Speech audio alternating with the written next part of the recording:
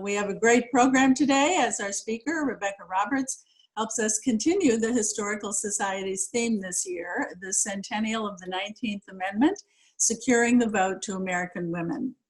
Rebecca holds an undergraduate degree from Princeton University and a master's degree from George Washington University. She is the daughter of distinguished journalists Steve and Cokie Roberts. In fact, her father gave a delightful lecture for the CCHS 4 years ago this fall. Currently, Rebecca is the Curator of Programming at Planet Word, the newest of Washington's museums, whose mission is to inspire a love of words, language, and reading in people of all ages. It has been aptly called the museum where language comes to life. The museum just opened in late October and is located in the historic Franklin School in downtown Washington. You've probably seen some of the media coverage about that recent opening. Previously, Rebecca was the program coordinator for Smithsonian Associates, and before that was the program director at Congressional Cemetery, where she helped CCHS arrange a wonderful tour some 8 years ago. Rebecca is also the author of 2 books on the suffrage movement, one on her topic today, the 1913 Suffrage Parade. The book is titled Suffragists in Washington, the 1913 Parade, and the Fight for the Vote. The other is a book for young adults titled The Suffragist Playbook, Your Guide to Changing the World, which Rebecca co-authored with the granddaughter of President Lyndon Johnson, and which was released just last month. Both of these books can be purchased on Amazon. And with that, I will turn the program over to you, Rebecca. Thank you so much, Mary and Beth and the Chevy Chase Historical Society for welcoming me to your very first Zoom webinar. I apologize for my dim lighting. I made the decision to hide in my guest room because my husband and teenage son are screaming at the football game. And I figured you rather would have me poorly lit than their potential profanity in the background. So that's a trade-off I'm making. Although this is your first Zoom, this is not my first Zoom. I've been giving a lot of talks this summer, and I've learned there are advantages and disadvantages to this format. The disadvantages include that I can't see you, so I don't know if you're laughing at any of my jokes. So I'm just going to go ahead and assume I'm hilarious. But also, when I'm sharing my screen, it's hard for me to monitor the Q&A. So I totally encourage you to ask questions as they occur to you, but I'm going to answer them in a lump at the end rather than as we go. The advantages to this format, first of all, I am barefoot, which I hope some of you are as well, but also I'm going to be sharing a lot of images, and you'll probably get a better look at them, or at least a more detailed look at them on the screen in front of you than you would if I were projecting them at the front of a room. So there are definitely some advantages to being able to communicate in this format. So I ever so often get asked why it's important to study suffrage history. And there are a few answers to that. First of all, ignoring, this massive, important, lasting social change to American democracy is just bad history. So let's start there. But I think more important, the suffragists won. It took a very long time, and they made a lot of mistakes along the way. But ultimately, they effected the single largest change to American democracy without resorting to, armed rebellion. And so if you also want to change the world, or at least your corner of it, and I hope you do, then you can do a lot worse than learning from the suffragists as an example of how to be an activist. Now, they were not perfect. It can be tempting when you write women's history to overstate women's qualities in order to justify their inclusion in the canon. That is wrong, and it is boring. And I am not interested in pretending these women were saints. Saints are dull. Also, if you are learning from them, sometimes it's important to learn by counterexample. Don't make the same mistakes they did. Learn to be better. These women were often mistaken. They were often racist. They were classist. They were myopic. They were slow to learn. All of that is true, and I'm not interested in pretending otherwise. But also, I find the fact that they were deeply flawed liberating, because it means that all of us who are also wildly imperfect and deeply flawed can also change the world. And so I'm going to talk about the 1913 March. I'm going to talk about why I think it mattered and why I think it was the turning point towards the final push for the passage of the 19th Amendment in 1919 and its ratification in 1920.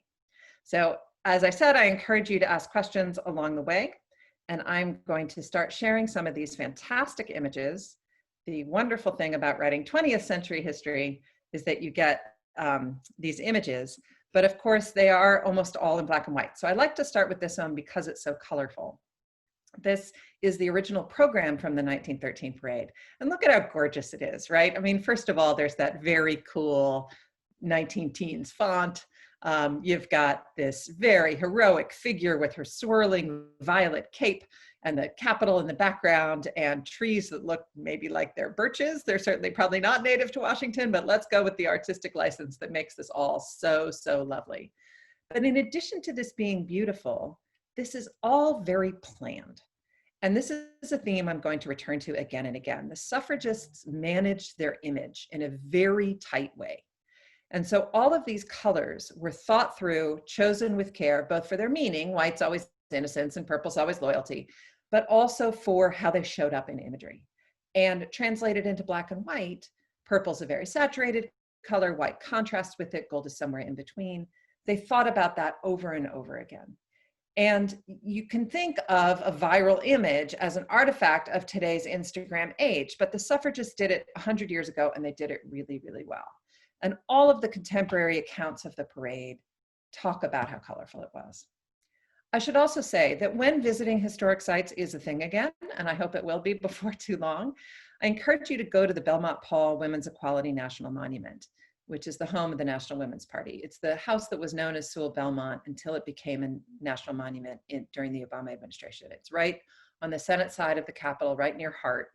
And they have these banners and sashes and posters and research artifacts and editorial cartoons that I'm going to be showing you there at Belmont Paul.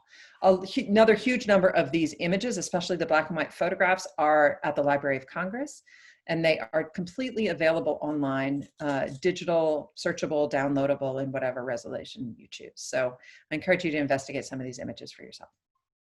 So the 1913 parade was the first march on Washington. Civil rights marches were not an invention of the civil rights movement in 1960. This was the civil rights march. This was the first. There had been parades down Pennsylvania Avenue, of course, celebratory parades. But this idea of taking an issue, a political issue, to the heart of federal Washington and marching for a cause was invented by the suffragists. It is now so common. There was one yesterday, right? We who live here in town think of it as just a traffic headache. But in 1913, it had never been done before. And Alice Paul, who was the woman who was largely responsible for planning this march, had this idea that it would go from the Capitol, the legislative branch, to the White House, the executive branch, right through the heart of federal power. Very symbolic. Also, Pennsylvania Avenue is a great place for a parade. It's really broad. It's got really big sidewalks. You can fit a lot of people on it. And the date was chosen to coincide with the inauguration of Woodrow Wilson. So again, the echoes with contemporary activism are constant. In 2017, when almost every woman you knew went downtown to march for women's issues in the heart of federal Washington to coincide with the inauguration of a president they had not voted for, and they were wearing matching hats, they were 100% marching in the footsteps of the suffragists, quite literally. So at the time the inauguration was March 4th, always, this parade was set for March 3rd, the day before Woodrow Wilson's first inauguration. And it took a while for Alice Paul to get the permit for Pennsylvania Avenue. The police chief wasn't delighted about the whole idea. He knew his police force was stretched a little bit thin because of the inauguration. Women marching in the street was really kind of not something nice girls did in 1913. He was a little bit worried about how the crowd would react. And he kept saying things like, if you march down 16th Street, you can still end at the White House. And that way you can avoid Rum Row, where there's bound to be a group of drunks. But Alice Paul didn't want lovely, safe 16th Street. She didn't want to march by, where the University Club and the Hay Adams and everything are now. She wanted to march from the Capitol to the White House. So she got the permit quite late. And that is another factor that sort of astounds me, that she was able to pull together the level of organization required to have these thousands of women in matching outfits marching on time in a pre-digital communication age with such short notice. And it was very beautifully planned. So this image has Jane Burleson up on her horse in the center. She was the wife of a cabinet officer. She was the grand marshal of the parade. Just behind her was Inez Milholland on her horse. You all might have seen this image every so often when people wear white in homage to the suffragists. A few years ago at the State of the Union, when women members of Congress wore white, or even the other night when Kamala Harris wore white. And there will be sort of thinky news pieces about the role of white in suffrage. This image comes up a lot. But to me, this is an example of how good the suffragists were, particularly Alice Paul, at manipulating the press. This woman is Inez Milholland. She was a labor lawyer. In 1913, she was a labor lawyer. She was a really accomplished, ambitious, forceful, successful professional woman at a time when there weren't that many of those. But she was also really beautiful. And the newspaper men of the time, and they were, of course, almost entirely men, just couldn't handle it. They couldn't talk about her without talking about her looks. She was always called the most beautiful suffragist. No matter what she said, no matter where she went, the first paragraph was always about how pretty she was. So Alice Paul basically decided, you know what? If those guys are going to talk about her looks instead of her brains, I'm going to stick her in a white dress on a white horse and put a crown on her forehead and have her lead my parade. And then maybe you people will take her picture and cover the cause.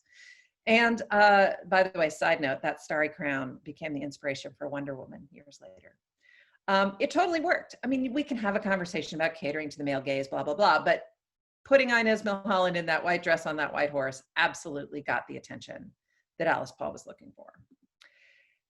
After the women on horseback came the women on feet. College women marching together by alma mater. That's where Alice Paul was expecting to march. She was in academic robes, hoping to join her fellow Swarthmore grads. Working women marched by profession. These are the nurses, again, in matching outfits. And this is important for a few reasons. First of all, it looks great, right? But also, one of the anti-suffrage arguments put forward by women themselves was that women should be proud of their role in the private sphere, that women raised children and ran households and were the bedrock of the family, and that was vital work. And that by somehow wanting to be involved in the men's world, the public world, it was denigrating the importance of the private world, that it was saying that that uniquely female, incredibly important role was not enough. And that women should be proud to be home and have the effect of in the private sphere. So working women marching in formation in a striking visual, because they all match, showed that women were already in the public sphere, that the notion that there was no woman crossing over that line was anachronistic. That by 1913, women were starting to break those barriers. Women teachers marched together, women writers marched together. In fact, the writers purposely stained their matching outfits with ink. There were floats that represented the history of womankind. There were all female marching bands. There were representatives from the few states that did recognize women's right to vote and the few nations that did. By the way, you will never hear me say that women were given the right to vote. First of all, no one was given anything. They fought like hell for it. But also, women always had the right to vote. They were adult citizens of this nation. They had the right to vote. It's just that the men in charge didn't recognize that fact until 1920. So that's the parade. The other element of the 1913 event on March 3rd was the pageant. So at the 15th Street end of Pennsylvania Avenue, just in front of the White House, is the Treasury Building, still there, still a big columned neoclassical building, and it's got this big plaza out front, which makes a great stage. So there was a tableau vivant staged on the Treasury steps, one of those really odd and wonderful early 20th century art forms that is generally allegorical, that involved very elaborate costumes and choreography. In this case, the allegory was Columbia summoning the virtues. That's Columbia there in her armor. And the virtues she summoned were like hope and peace and prosperity. And this had very little to do with suffrage, but boy, did it look good in pictures. I mean, Columbia is still the cover of my book 100 years later. And again, completely by design. The plaza in front of the Treasury building faced a grandstand that had been set up for the inauguration parade the next day. But Alice Paul got permission for her VIPs to use that to view the pageant. So outgoing First Lady Helen Taft was in the grandstand, Helen Keller was in the grandstand, a few other big names of the time that we probably wouldn't recognize today. And the idea was that the pageant would get started just as the parade did, and it would end just as the head of the parade was hitting 15th Street. And the participants in the pageant would stand on the steps and watch the parade go by, and then they would join in at the end of the parade, and everyone would process together to DAR Hall, where the pageant would perform again to a triumphant audience, and it would be this perfect capstone to a perfect day. And the pageant had a lot going on. I mean, there were children in togas and balloons and at least one live dove, and it was a whole thing. So the parade began. The signal went down Pennsylvania Avenue for the pageant to begin. The pageant begins. The pageant goes off without a hitch. The doves are released, and the pageant participants stand there in dignified silence on the steps, waiting for the parade to come by. And there's no parade. And for early March in Washington, it wasn't a bad day. It wasn't terribly cold or wet, but these people were barefoot in togas on marble stairs, so they got cold. And they went inside the Treasury Department to wait because there was no parade. And they waited some more, and they had no way of knowing what was going on. Where was the parade? Why wasn't the parade crossing 15th Street? Well, this is what was going on. And here's an example of a picture you can probably get a better look at on your screen than you would at the front of a room. So for perspective, this picture is taken at about 13th Street in Pennsylvania, where Freedom Plaza is now, where the Trump supporting rally was held yesterday. And you can see the Capitol Dome in the background. That tower on the right was then the post office, is now the Trump Hotel. You can't see daylight between those people. Pennsylvania Avenue is a really broad street with really big sidewalks, and there is not an inch of pavement between these people crowding the street. And if you look closely, you see a whole lot of bowler hats. Those are men. They weren't there for the suffrage parade. They were there for the Wilson inauguration the next day. The suffrage parade was a sideshow. And so they crowded Pennsylvania Avenue and they blocked the parade, and they behaved very badly. They yelled insults at the marchers, they tripped them, they spit on them. The police did nothing to control this crowd. In some cases, the police joined in the name calling. You can't get a parade through this. This is done. Alice Paul, still in her academic robes, got in a car, hoping that if she zigzagged up the parade route, she could back people off. But it didn't work at all. Every time, as soon as the car went by, the crowd just flowed right back in behind it. Finally, they literally called in the cavalry. They had mounted officers standing by at Fort Myer, who rode their horses into the crowd from this end, from the 14th Street end, and backed up the crowd enough that the women could fight their way through. But it took hours, and they had to go single file. And you saw all those women in formation, and you didn't even see the big floats and the bands and everything. Fighting their way through this crowd took a really, really long time. And by the time they all made it to DAR Hall, they were furious. They were filthy. They were insulted. They were cold. Their beautiful parade that they had all spent so long working so hard to plan had been completely ruined by these jerky men standing in their way.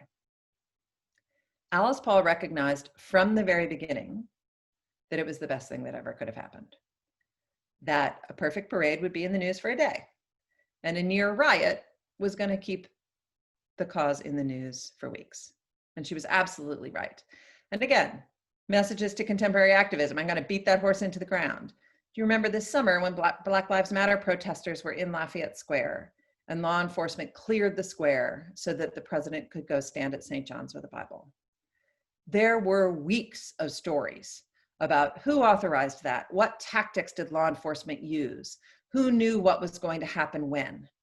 The Washington Post did a massive investigation with satellite imagery and cell phone video collected from the crowd. Had law enforcement allowed curfew to just happen and those people to go home, that never would have been a story. It was pushed by the activists themselves. So lessons from the suffrage movement. When something doesn't go the way you expect it to go, milk it for all the publicity you can. So this is the Chicago Daily Tribune the next day.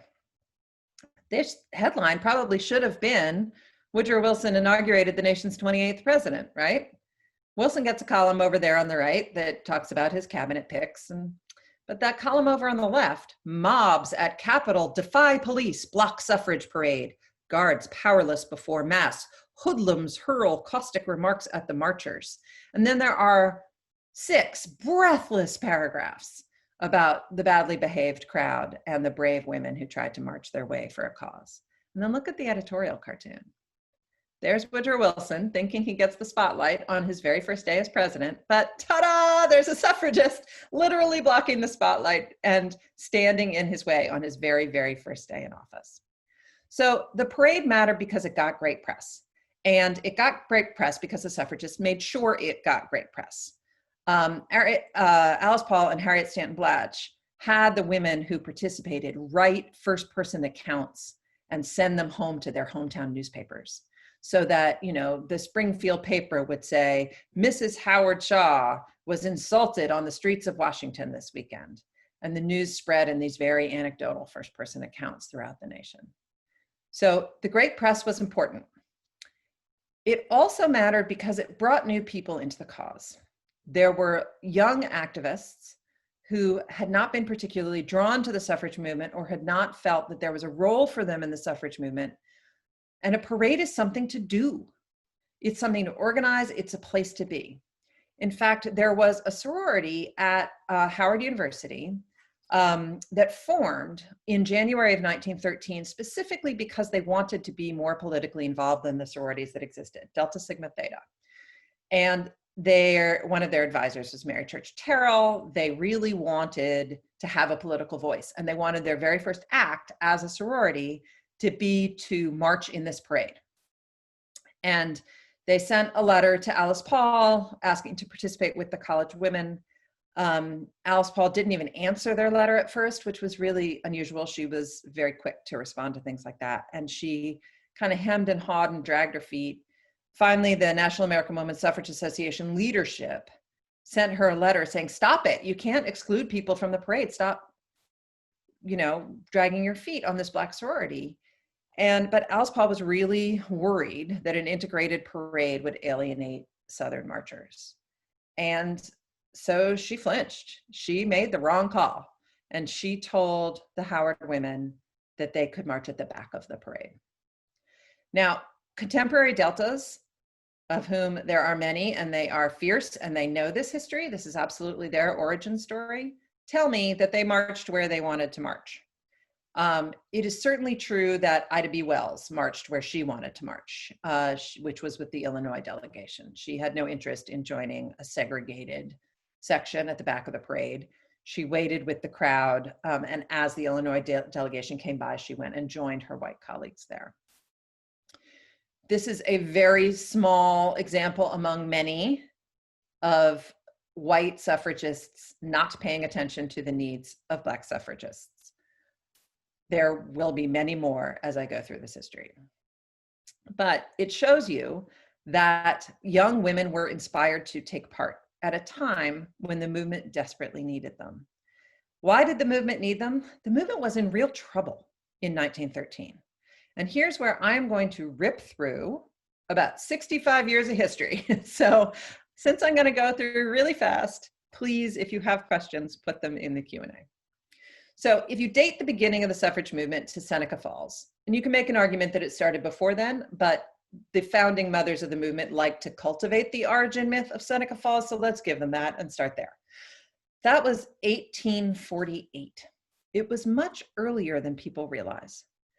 And when women met at Seneca Falls and wrote out this Declaration of Sentiments, modeled on the Declaration of Independence, that included many articles they wanted to push for women's equality, things like divorce reform and the ability for married women to keep their own property and wages, and age of consent laws, and child custody issues. They were all adopted unanimously by the crowd until Elizabeth Cady Stanton suggested adding the vote to the list. And the women there, feminists, self-selected to be participating in a women's convention, thought she had gone too far. They thought that suggesting that women have the vote was ridiculous. It was like suggesting cats have the vote. And it was a big fight at Seneca Falls. And actually it was Frederick Douglass, the only person of color there, who stood up and said, the franchise is important, keep it in. So the beginning of the movement started from people thinking the idea of women voting, women thinking the idea of women voting, feminists thinking the idea of women voting was ridiculous and would undermine their credibility. So the movement grew mainly because there were activists from other movements, abolition and temperance for the most part, who joined the suffrage movement because they thought they could not get their causes done without the vote. So what they really wanted was abolition or temperance. Suffrage was a means to an end, not a moral right in and of its own.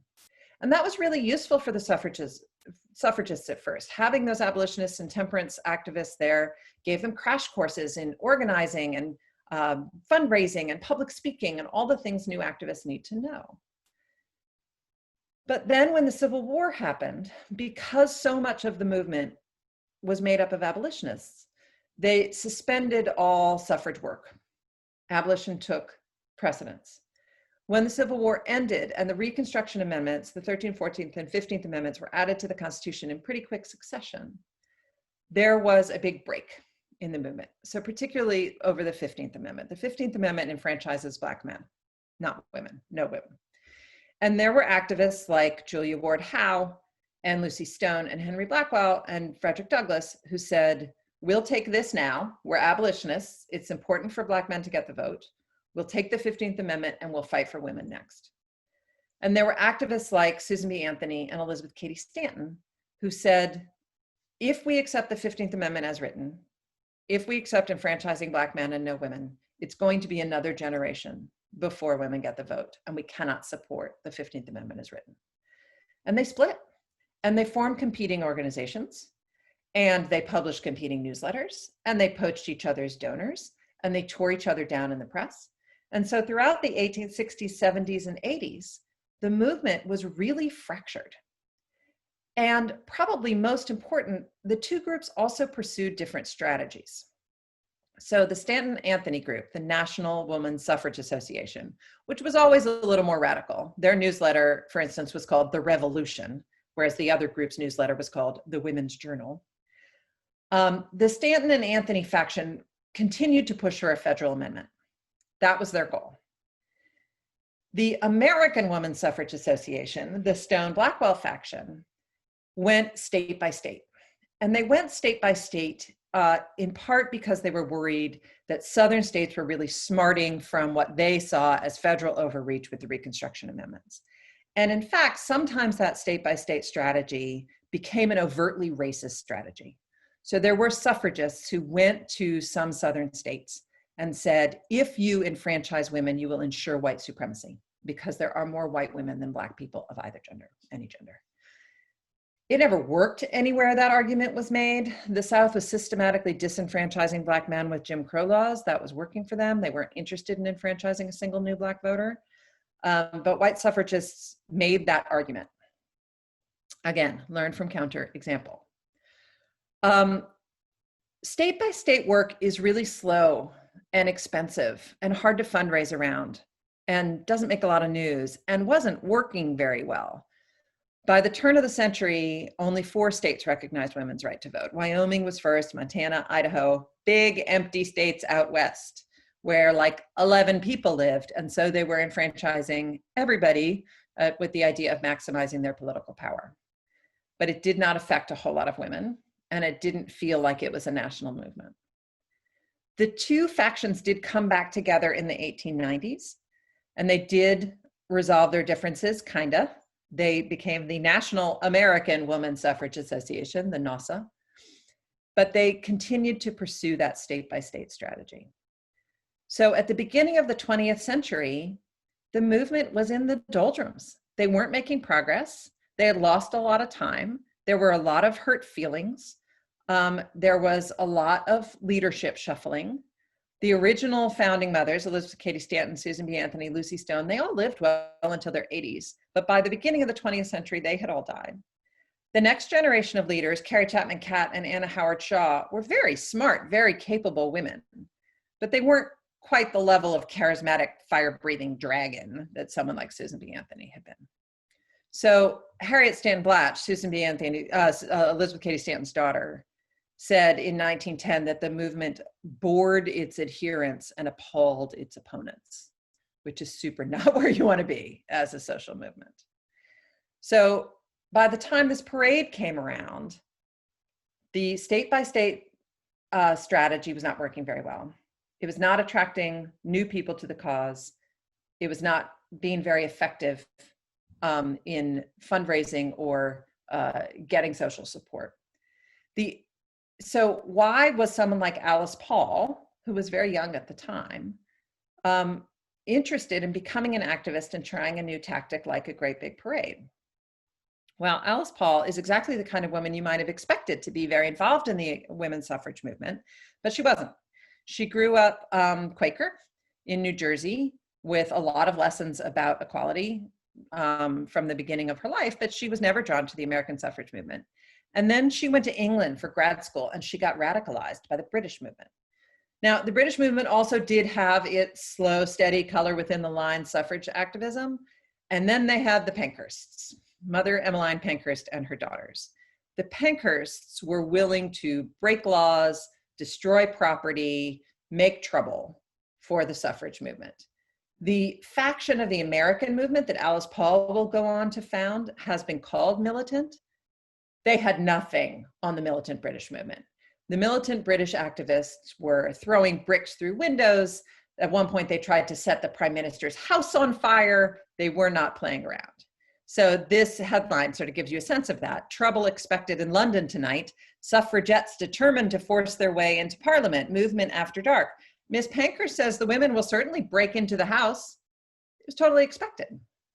This artifact on the right is an ad from a newspaper in Edinburgh. Suffragettes may break windows, but I'm the wee boy can put them in. It's a glazier offering to replace your broken windows from those property destroying suffragettes. By the way, suffragist, suffragette, the word is suffragist.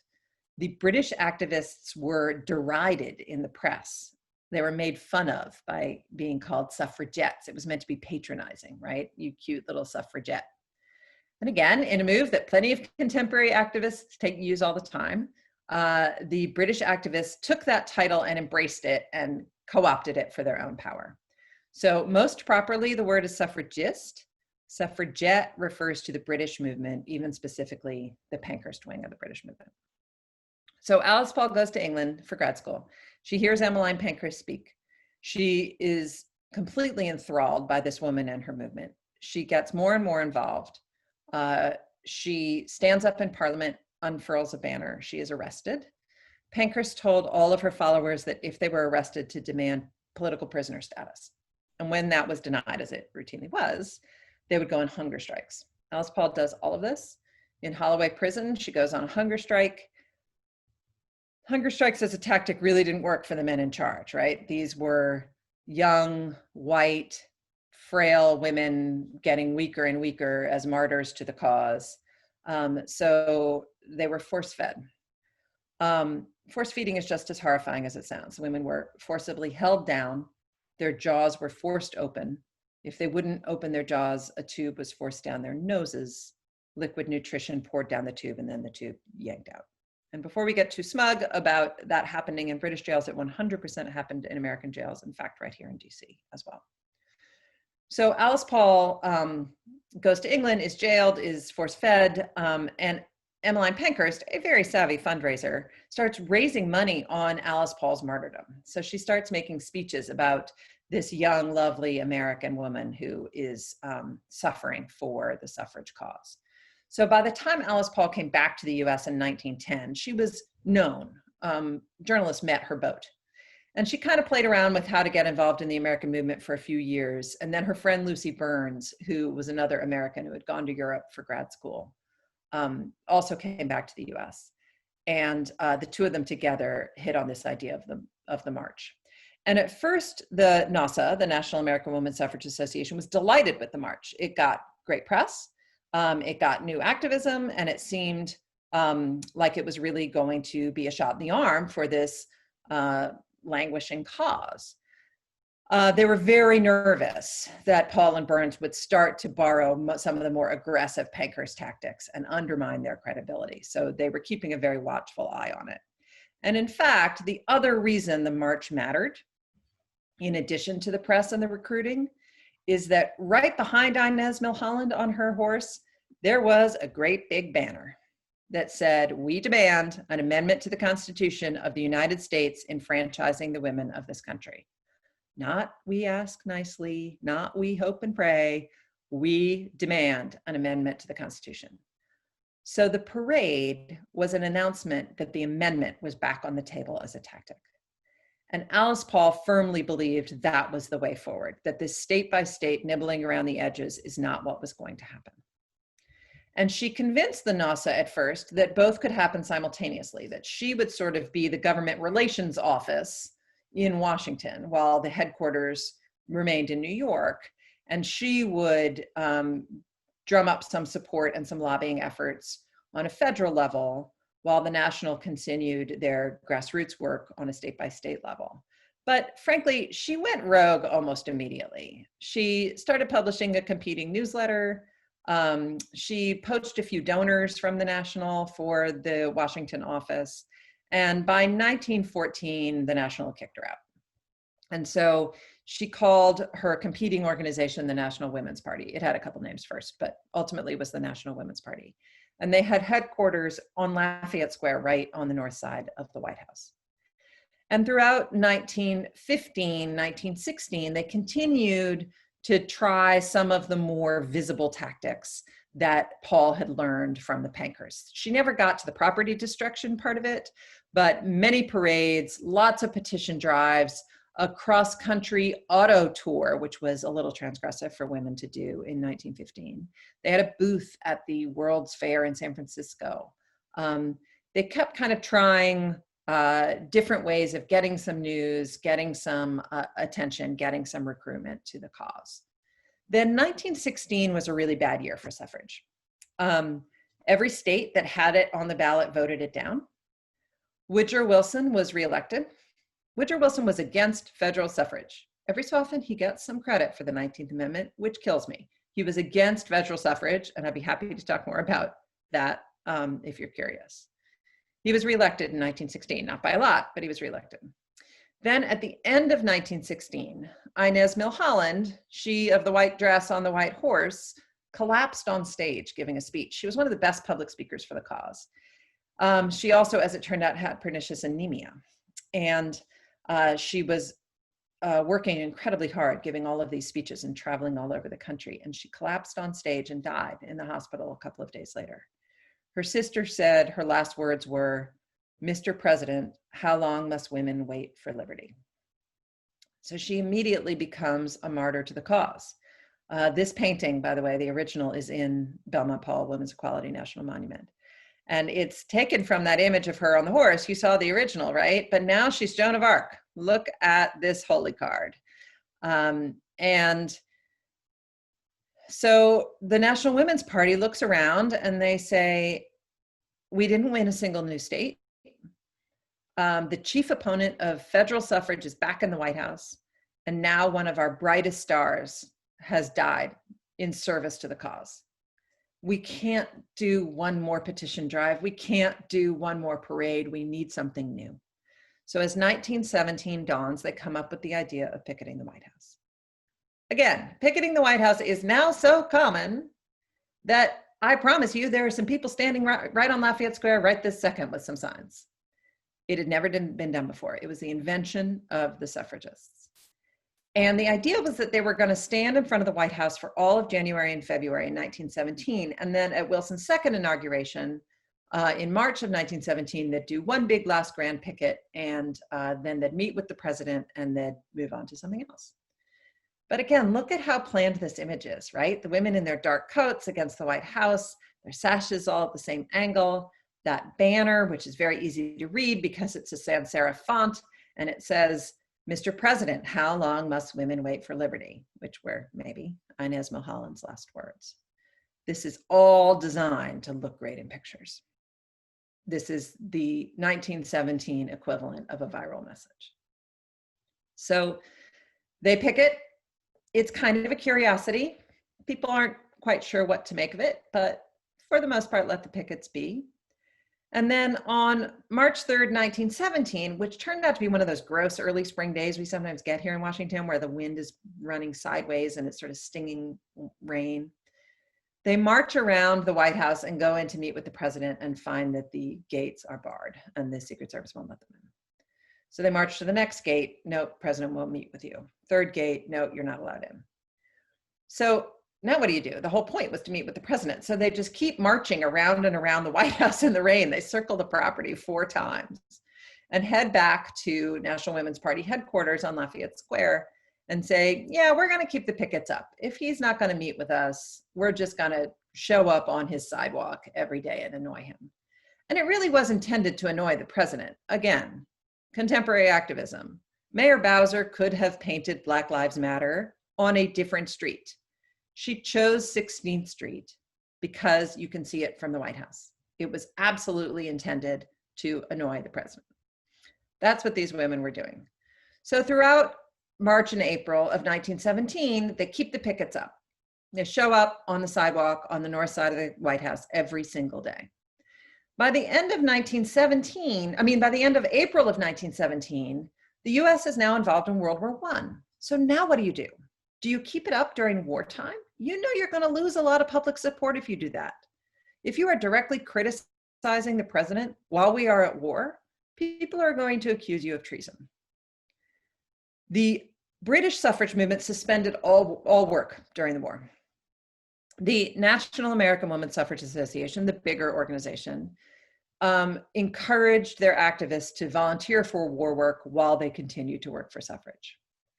The National Women's Party considered both of those options and finally decided there were a lot of women in their membership ranks who opposed the war, and they wanted to give them a safe place to express that. But most important, why was the US involved in World War I?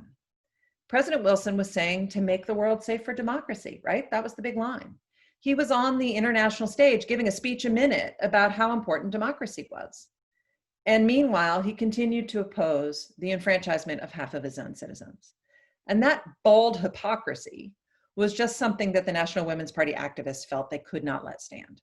So not only did they keep the pickets up through the summer of 1917, they leaned in. So this is called the Russian envoy banner. President Wilson and envoy Root are deceiving Russia. They say, we are a democracy, help us win a world war so that democracies may survive. We, the women of America, tell you America is not a democracy. 20 million American women are denied the right to vote. President Wilson is the chief opponent of their national enfranchisement. Help us make this nation really free. Tell our government that it must liberate its people before it can claim free Russia as an ally. By the way, that's Lucy Burns on the left.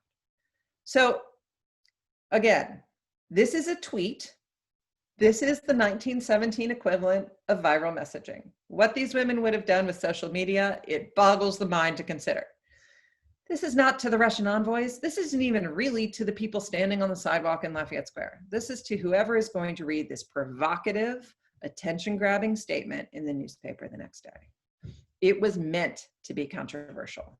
And in fact, here's someone tearing down the Russian envoy banner. The police never stopped this when it happened, but National Women's Party headquarters were steps away. They just went and got another one.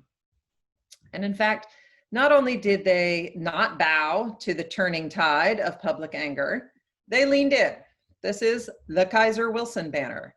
Have you forgotten your sympathy with the poor Germans because they were not self-governed? 20 million American women are not self-governed. Take the beam out of your own eye. This definitely made enemies, including the president, who at this point had had it. He wants the women off the sidewalk. He's embarrassed. He's annoyed. He wants them gone. They weren't breaking any laws. Every so often you'll see that they chain themselves to the White House fence or something. No, they stood there on the corner with signs, which was legal. So they all get arrested and rounded up, and there's this sort of farcical thing about, I don't know, what should we charge them with? I don't know, what did they do?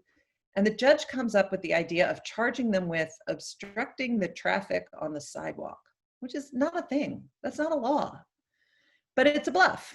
And he thinks he's going to give them a choice of a $5 fine or a night in jail, and they're all going to be embarrassed, and they're all going to pay $5, and they're all going to, put their tail between their legs and rush home, promising never to do it again, which of course was massively underestimating these women. They all said, we'll go to jail, no problem. There'll be 30 women picking up the picket signs tomorrow.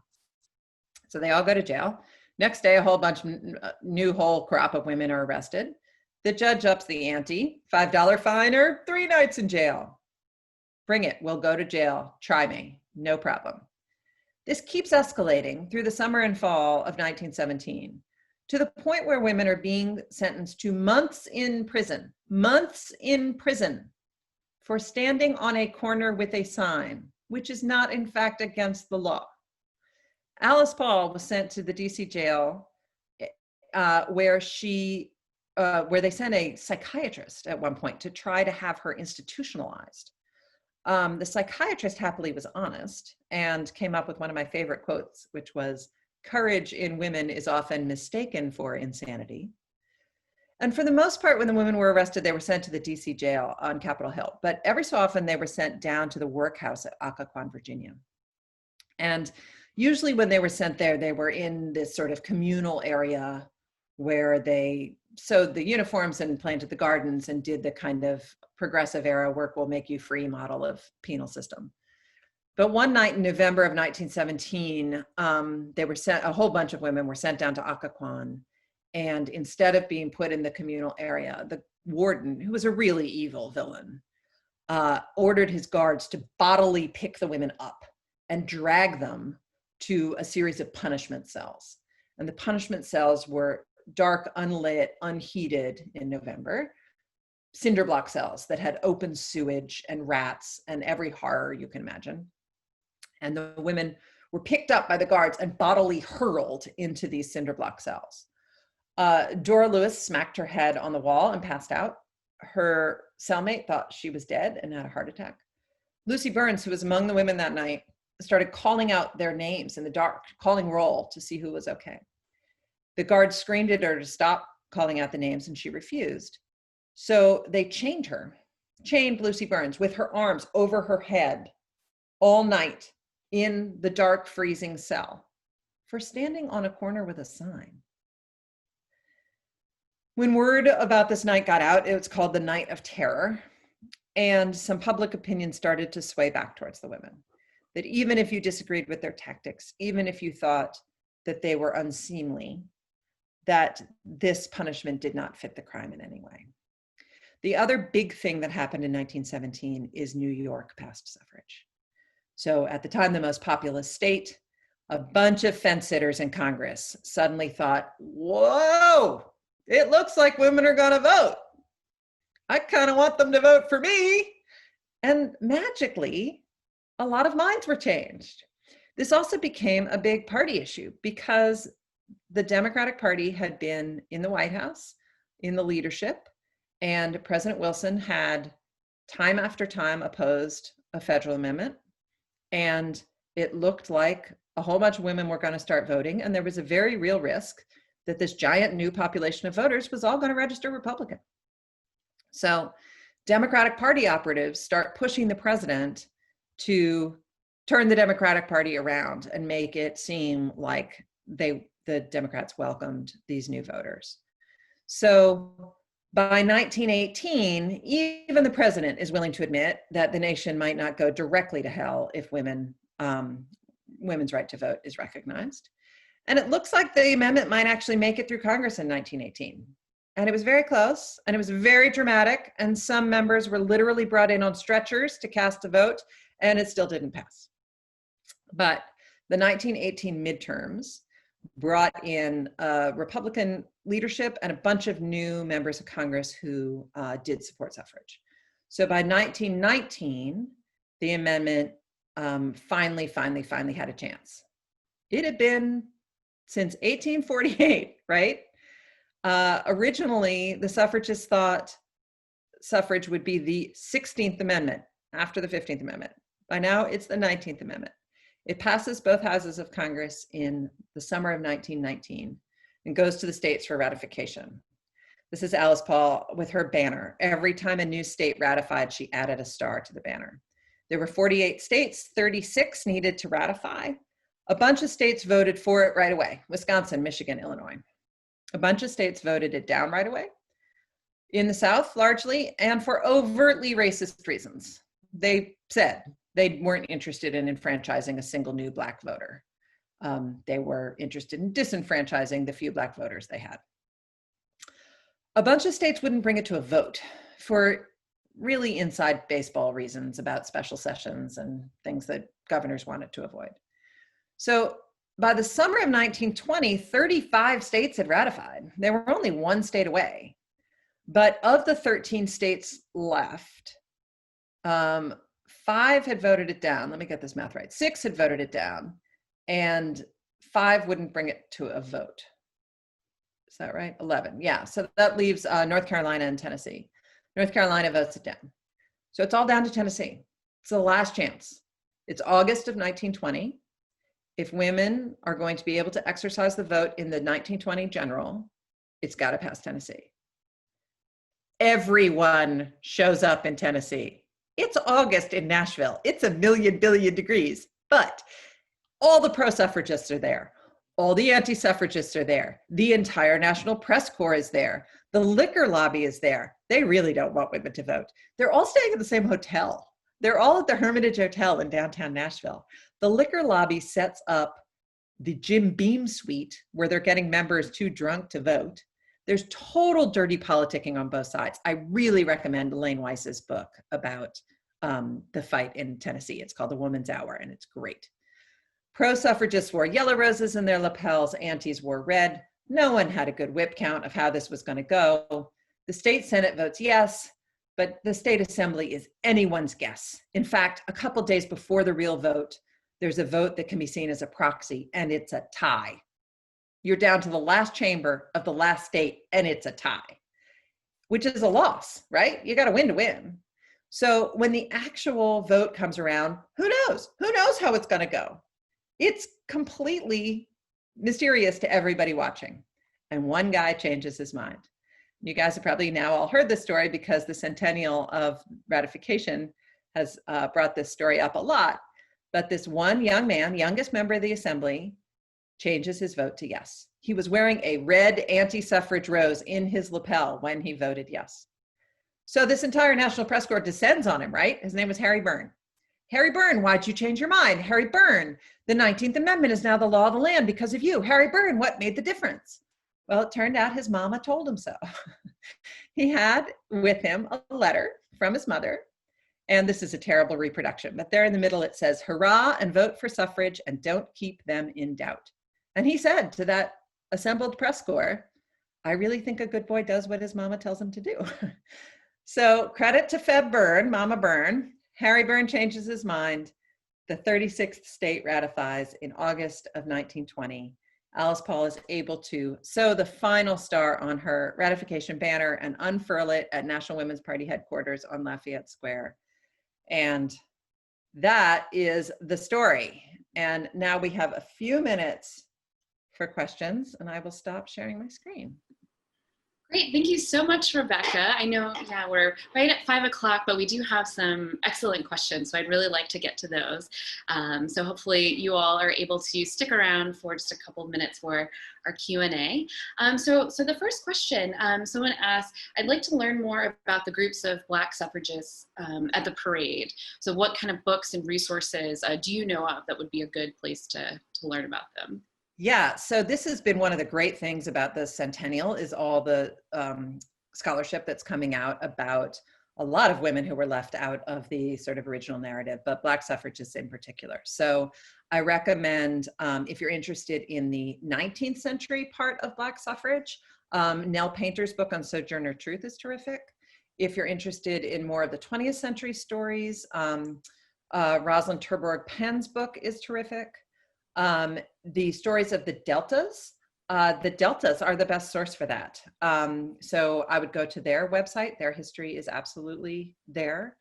And the other, a couple of names I would give you if you're curious to hear about more about some activists who really pushed forward African-American voting rights within the context of women's suffrage. So Ida B. Wells, absolutely, in Chicago. But here in Washington, Mary Church Terrell and Mary McLeod Bethune, both of whom really pushed white suffragists to recognize the fact that Black women had more needs than just white women did, and that they needed to pay attention to the cause. Mary Church Terrell in particular was really vocal about that, and she was here in Washington. So I encourage you to learn more about them. Excellent. Great, thank you. And someone asked, can you discuss more about what compelled New York to pass suffrage? It seems like a key tipping point for the movement. Yeah, it absolutely was a key tipping point. And in fact, Harriet Stanton Blatch, Elizabeth Cady Stanton's daughter, focused on New York very specifically. She saw strategically that it was the thing that was really going to cause a lot of people to change their mind. And despite a lot of the leadership in the national movement desperately trying to get Harriet to do more national work, because she was so good and a second generation activist, she really focused on New York. And so I give her a huge amount of credit there. But the story of suffrage in New York is really complicated and really interesting because, of course, there were all of those, I mean, you saw it later with the Harding administration when he took over, when he was elected after Wilson's administration and the Teapot Dome scandal, right? There were so many bosses and political connections in New York that it is absolutely its own story and a fascinating one. Great. We've had a couple of questions about President Woodrow Wilson and, and his views, of suffrage. Both kind of one part of that is, are there any records that Ellen Wilson or Edith Galt Wilson, both of his wife's first and second wife, if they ever tried to convince him to change his views, or, and also kind of the second part to that is, asking specifically if he opposed the federal amendment, or maybe he was supporting the state-by-state strategy, just really more about his views on suffrage. Yeah, so Woodrow Wilson, as I say, did not support the federal amendment.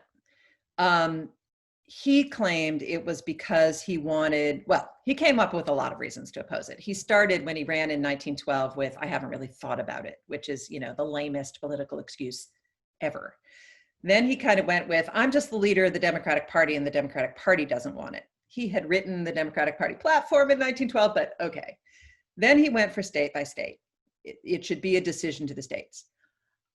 I must say, whenever that argument is made, you should be suspicious that it is racist, right? It is almost always a cover for saying we don't want to push Southern states to enfranchise Black people. And the people who made that argument were almost always using a thinly veiled racist argument, and Woodrow Wilson is no exception.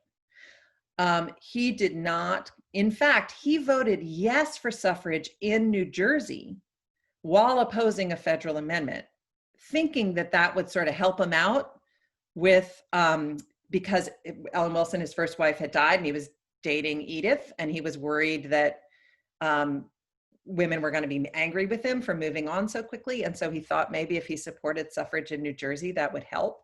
But it was so craven and mercenary that everyone saw right through it. He clearly didn't care about women in any national way, which gets me to Ellen and Edith. Both women were anti-suffrage.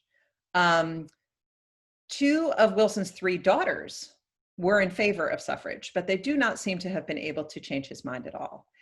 And Edith Wilson in particular, who I find fascinating. In fact, I think my next book might be about Edith Wilson. So she found the suffragists disgusting. She wanted no part of the whole fight for the franchise, even though she was an enormously independent and very smart and accomplished woman. She did not see any connection to the vote for herself. And then in 1919, when Wilson has his stroke and she more or less serves as the executive, every so often you'll hear someone suggest that maybe since she was kind of the power behind the throne in those years, that maybe she was whispering in his ear about suffrage, but she absolutely was not. She was whispering in his ear about a lot of things, but suffrage was not one of them. She opposed it. Great. So just a couple of more. Someone asked, were any of the men arrested for their behavior or for their violence at the parade itself, or did they just get away with it? Yeah, they got away with it.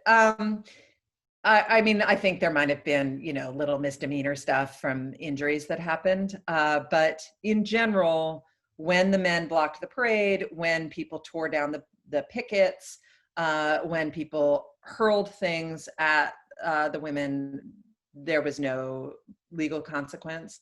In fact, at one point, shots were fired into the National Women's Party headquarters on Lafayette Square, and there were no legal consequences at all.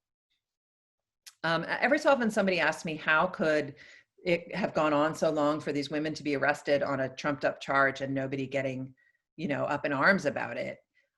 People did get up in arms about it. In particular, there was a man named Dudley Field Malone who he had kind of a patronage job in the Wilson administration, and he quit his job in protest and then became the women's lawyer. But you also have to remember, during World War I, a lot of civil rights were being circumscribed. There were some sedition laws. And in fact, that's why the ACLU was formed, was as a reaction to these laws that seemed unconstitutional and anti-freedom in the Wilson administration during World War I. And so the idea that these pesky little women were being thrown in jail on a trumped up charge was just one of many, many unfair, outrageous crackdowns on constitutional liberty in the time period. Great. Well, so there's just one final question since we're just about out of time here. Can you tell us, a little bit about how you came to write about the march, of 1913, and then kind of during your research, was there anything that you found, any documents that surprised you? Oh, that's a great question. So I actually came to the march because at the 90th anniversary of suffrage in 2010, when I was at Congressional Cemetery, I wanted to see if there were enough suffragists buried there to create a walking tour of their graves. And there absolutely were. But when you do research in a cemetery, what you're reading is obituaries. And woman after woman mentioned this march, or her descendants mentioned it on her behalf. And these were pretty fancy elite women who weren't supposed to make news, of the class of women who were only supposed to be in the paper for their debut and their engagement and their death. And so the fact that this march rose to this rare public moment for these women kept coming up and kept surprising me, and I never heard of it. I thought that civil rights marches were invented 45 years later. And so I started poking into it and realized just, echo after echo after echo in contemporary activism. Plus the visuals were so cool. And in terms of documents that surprised me, first of all, some of the letters between the women, this is the great joy of writing women's history. And my mother used to say this too, men who knew they were making history wrote with pomposity for posterity, right? So they knew people were going to be, or they hoped people were going to be reading their every breathless word. And so it was all so controlled. Whereas the women didn't think I'd be reading their mail 100 years later, right? So they completely gossip and talk trash about their husbands. And I mean, at one point, Elizabeth Cady Stanton, who had 1 million children and was always writing to Susan B. Anthony, who was out on the campaign trail, at one point, her older children tied corks to the baby and threw him in the river to see if he would float. I mean, it's delightful to read this stuff because it feels so real and so familiar.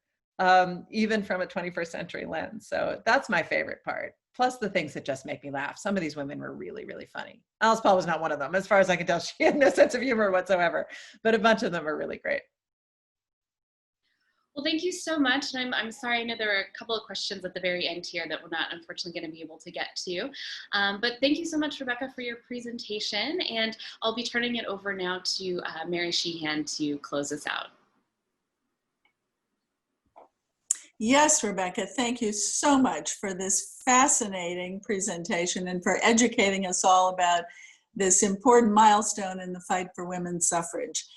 Thanks also to all of you in the audience who shared your Sunday afternoon with CCHS for our first webinar program. Please watch for that email with the program evaluation. Remember to become a member for 2021, and also watch for future announcements about our upcoming programs in the new year. So thank you again for joining us. I hope you have a lovely evening. Bye now.